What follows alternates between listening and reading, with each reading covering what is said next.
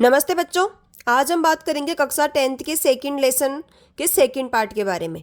First part मैंने पहले पढ़ा दिया है आपको। उसके अंदर अपन फर्स्ट वर्ल्ड वार, खिलाफत आंदोलन और असहयोग आंदोलन के बारे में अच्छे से पढ़ लिए थे। और असहयोग आंदोलन यहाँ पर समाप्त होता है चौरी चौरा कांड के बाद में। चौरी चौरा कांड कब होता है? 4 फरवरी 1922 में होता है और उत्तर प्रदेश के गोरखपुर जिले के अंदर होता है। यहाँ पर क्या होता है कि असहयोग आंदोलन के दौरान प्रदर्शनकारी भीड़ ने एक पुलिस चौकी में आग लगा दी थी, जिसमें 22 पुलिसकर्मी मारे गए, जिसके कारण गांधी जी ने यह हिंसात्मक घटना देखकर असहयोग आंदोलन को तुरंत वापस ले लिया था। यानी कि गांधी जी अहिंसा के पुजारी थे और जब हिंसा हो जाती है तो असहयोग आंदोलन को वापस ले लेते हैं।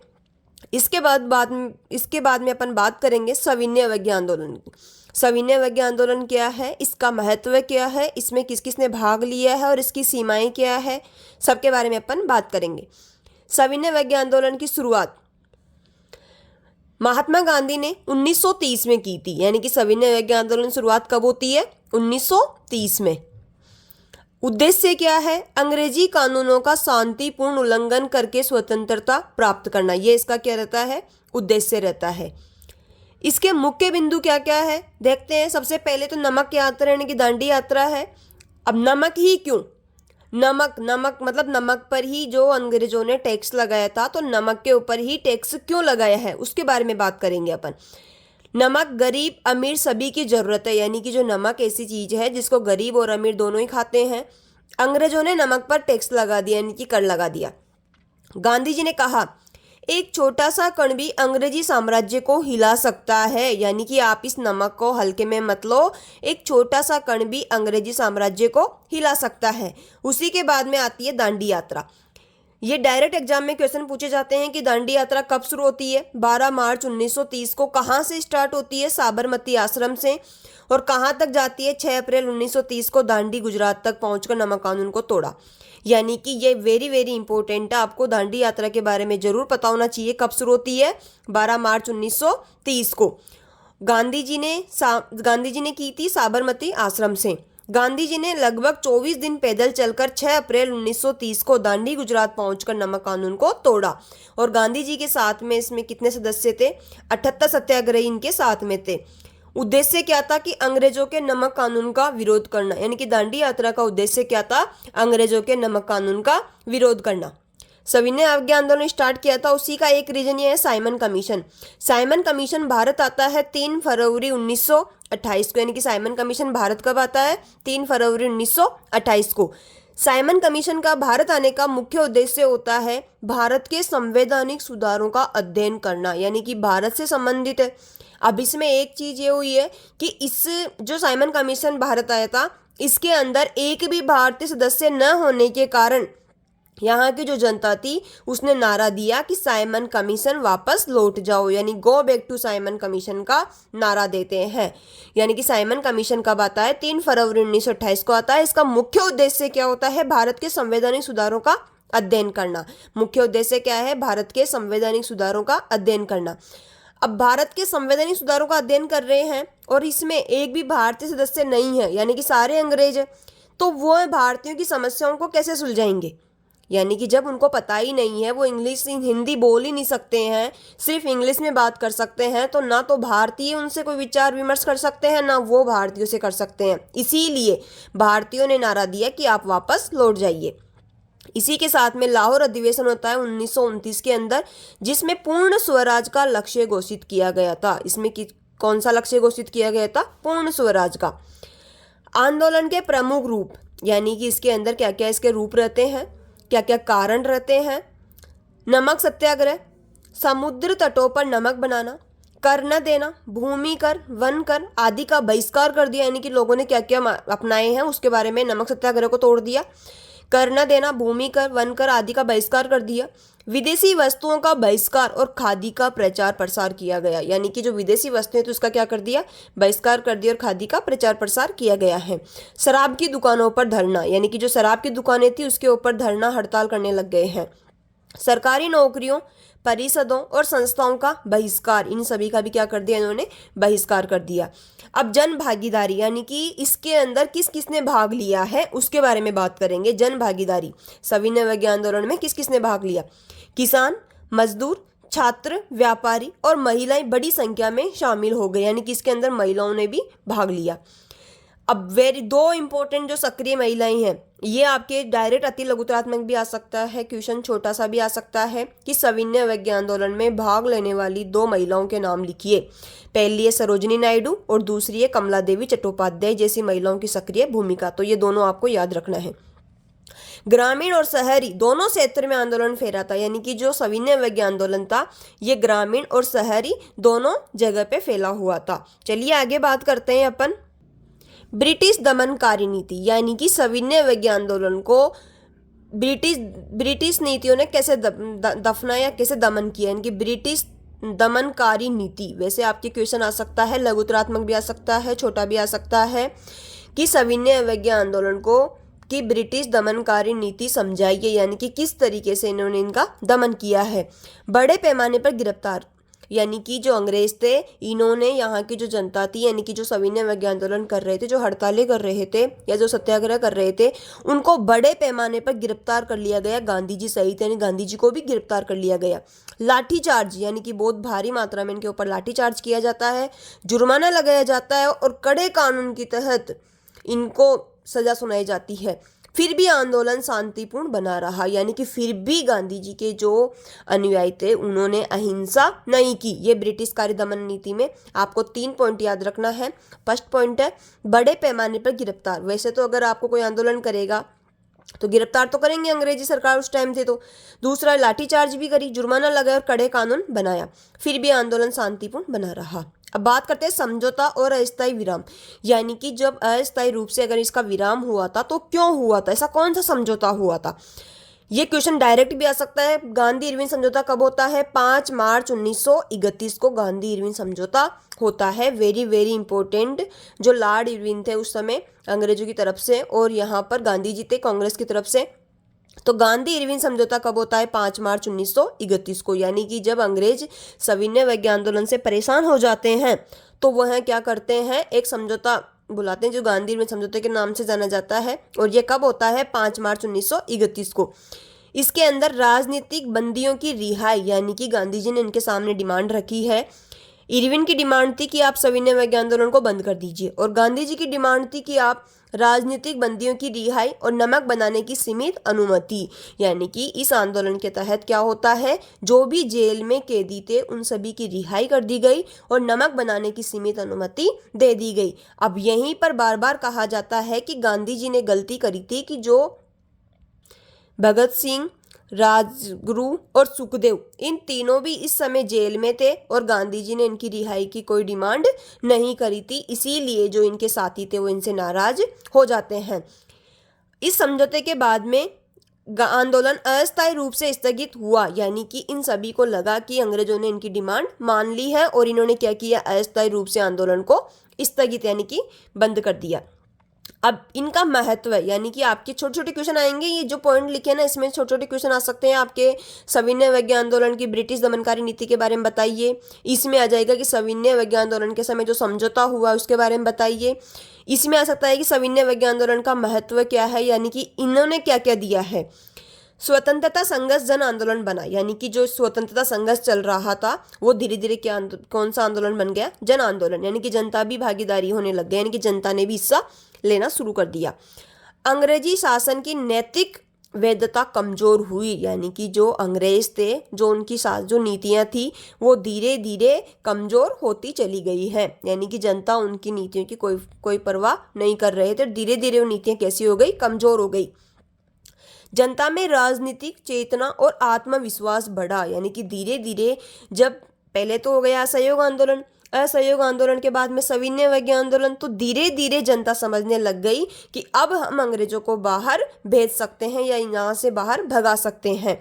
तो जनता में राजनीतिक चेतना और आत्मविश्वास बढ़ने लग गया। आगे के आंदोलन यानी कि सविनय अवज्ञा आंदोलन के बाद में जो आंदोलन होता है भारत छोड़ो आंदोलन 1942 को, तो उसकी भूमि यहाँ पर तैयार हो गई। अब वेरी वेरी इंपॉर्टेंट कि सविनय अवज्ञा आंदोलन की सीमाएं क्या क्या है देखते हैं।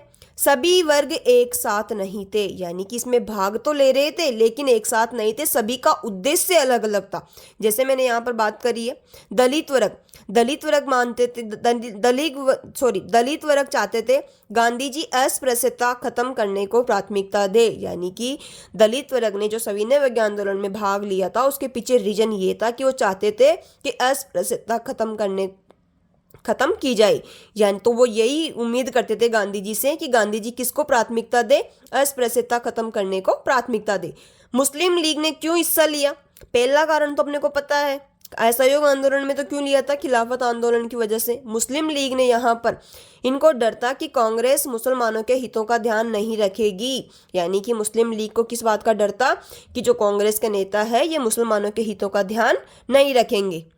सविनय अवज्ञा आंदोलन की सीमाओं में चौथी सीमा है, जो अमीर जमींदार थे यानी कि जिनके पास बहुत सारी जमीन थी, वो चिंतित थे कि आंदोलन से किसान उनकी जमीनों के खिलाफ उठ सकते हैं, यानी कि धीरे धीरे किसान जागरूक हो गए हैं तो कहीं ये हमारी जमीन के खिलाफ खड़े नहीं हो जाए। तो अमीर जमींदारों को भी इस चीज़ की चिंता थी, यानी कि आपको ये याद रखना है कि सभी वर्ग एक साथ नहीं थे। और मैंने 3 वर्गों की यहाँ पर बात कर ली है, एक दलित वर्ग की बात कर ली है कि दलित वर्ग ने क्यों, किस बात का डर था उनको, मुस्लिम लीग को किस बात का डर था और अमीर जमींदार को किस बात का डर था। तो इसीलिए ये आंदोलन सफल नहीं हुआ था, क्योंकि इन तीनों ने मिलकर के कुछ अलग ही प्लान किया था।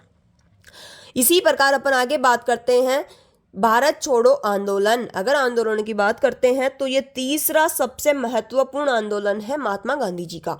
सबसे पहले नंबर पे असहयोग आंदोलन है। इनमें से क्वेश्चन हर बार पूछे जाते हैं और आपको अच्छे से याद रखना है, महात्मा गांधी जी हर जगह पूछे जाते हैं। आपको ये पता होना चाहिए इन्होंने कौन कौन से सत्याग्रह किए हैं, कौन कौन से आंदोलन किए हैं, कौन कौन सी डिमांड रखी, इन्होंने मांगे रखी है, इनके साथ में कौन कौन से समझौते हुए हैं, सभी चीज़ों का आपको पता होना चाहिए। तो मेरे साथ में आप बोलते रहिएगा, आपको सब याद हो जाएंगे। भारत छोड़ो आंदोलन। भारत छोड़ो आंदोलन कब स्टार्ट होता है? 8 अगस्त 1942 को, यानी कि अगस्त में ही होता है। असहयोग आंदोलन भी 1 अगस्त 1920 को हुआ था और ये 8 अगस्त 1942 को। भारत छोड़ो आंदोलन भारतीय स्वतंत्रता संग्राम का अंतिम और सबसे व्यापक जन आंदोलन था, यानी कि ये लास्ट आंदोलन था, ये तो पता ही है, तो सबसे अंतिम तो पता ही है, लेकिन सबसे व्यापक जन आंदोलन था। सविनय अवज्ञा आंदोलन भी जन आंदोलन था, लेकिन ये सबसे व्यापक जन आंदोलन था। चलिए आगे बात करते हैं भारत छोड़ो आंदोलन की पृष्ठभूमि या इनके कारण, यानी कि ऐसे क्या कारण रहे हैं जिसकी वजह से भारत छोड़ो आंदोलन स्टार्ट हुआ था। पहला है द्वितीय विश्व युद्ध। सबसे पहले तो आपको ये पता होना चाहिए कि द्वितीय विश्व युद्ध कब होता है, तो ये होता है 1939 से 45 के बीच में। और फर्स्ट वर्ल्ड वार की अगर बात करें तो 1914 से 18 के बीच में। तो ये भी आपको छोटे छोटे प्रश्न हैं, ये आपके एग्जाम में डायरेक्ट पूछे जाते हैं, तो इतना आपको पता होना चाहिए कि कब की किस समय की बात कर रहे हैं। तो अभी अपन बात कर रहे हैं द्वितीय विश्व युद्ध, यानी कि 1939 से 45 के बीच में। जब यहाँ पर सेकेंड वर्ल्ड वार चल रहा था तो भारत को बिना सहमति के शामिल किया गया।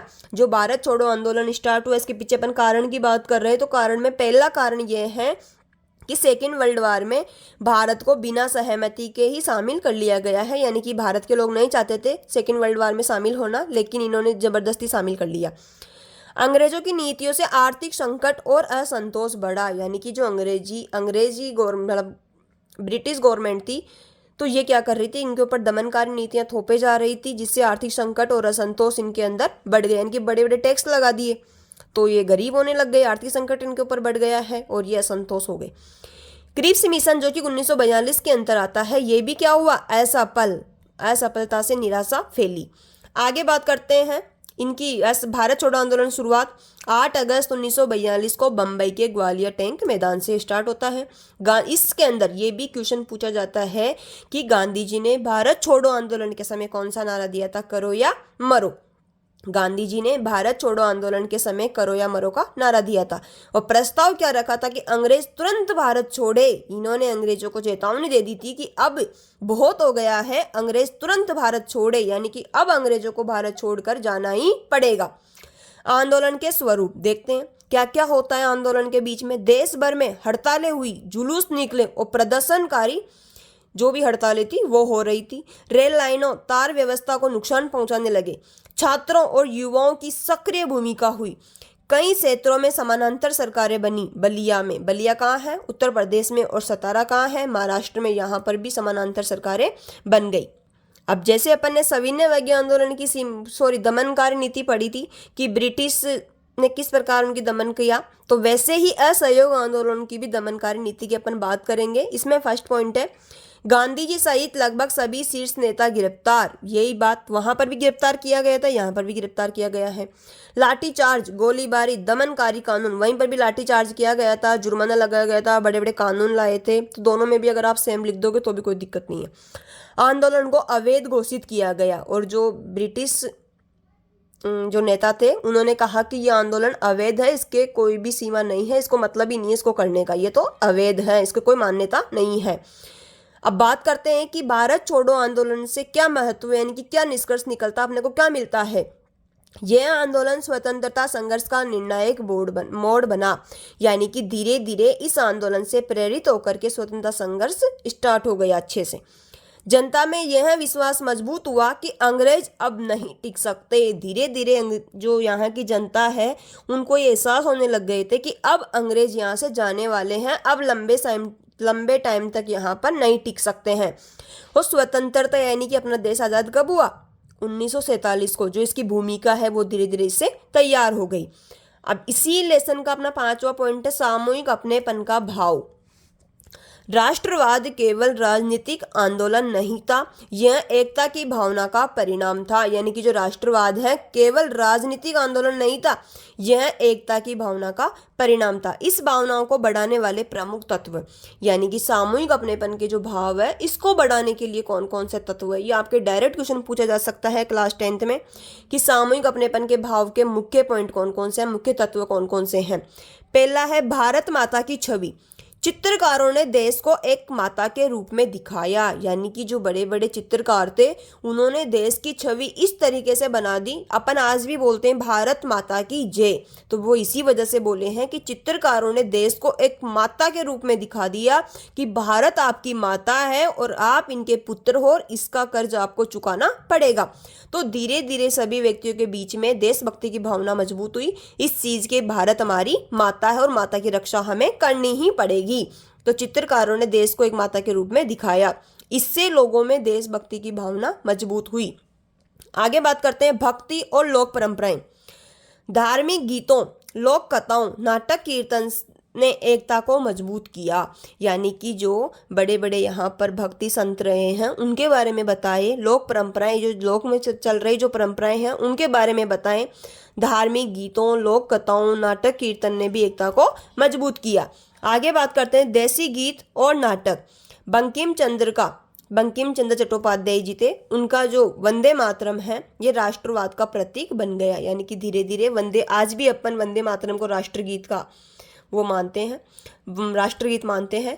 तो देसी गीत और नाटक की वजह से भी सामूहिक अपनेपन का भाव आता है। बंकिम चंद्र का वंदे मातरम और राष्ट्रवाद का प्रतीक बना। चौथा पॉइंट है भारतीय इतिहास लेखन। इतिहासकारों ने भारतीय सभ्यता की महानता को दिखाया, यानी कि यहाँ पर जो सिंधु सभ्यता है, हड़प्पा सभ्यता है और भी छोटी छोटी बहुत सारी सभ्यताएं हैं, उनके बारे में इतिहासकारों ने बताया कि हमारा भारत कैसा है, और इसी से प्रेरित होकर के सभी के अंदर राष्ट्रवाद की भावनाएं पनपती है। ये अपन ने राष्ट्रवाद वाला टॉपिक पूरा कर लिया है। अब आपको कमेंट में लिखना है कि महात्मा गांधी के 3 महत्वपूर्ण आंदोलन कौन कौन से हैं और वह कब होते हैं, ये आपको कमेंट में लिखना है ताकि मुझे ये पता चले कि आपने अच्छे से इसको पढ़ लिया है। ये लेसन सिर्फ और सिर्फ 10th के लिए नहीं है बल्कि 12th क्लास के लिए भी इम्पोर्टेंट है, उनके भी एक पूरा लेसन है इसका, और ये आपके एग्जाम तक भी साथ देगा। इसको कंप्लीट करना है, ये आपको समझना ही होगा, अभी के लिए नहीं, ये कंपटीशन के लिए भी बहुत महत्वपूर्ण है। Thank you.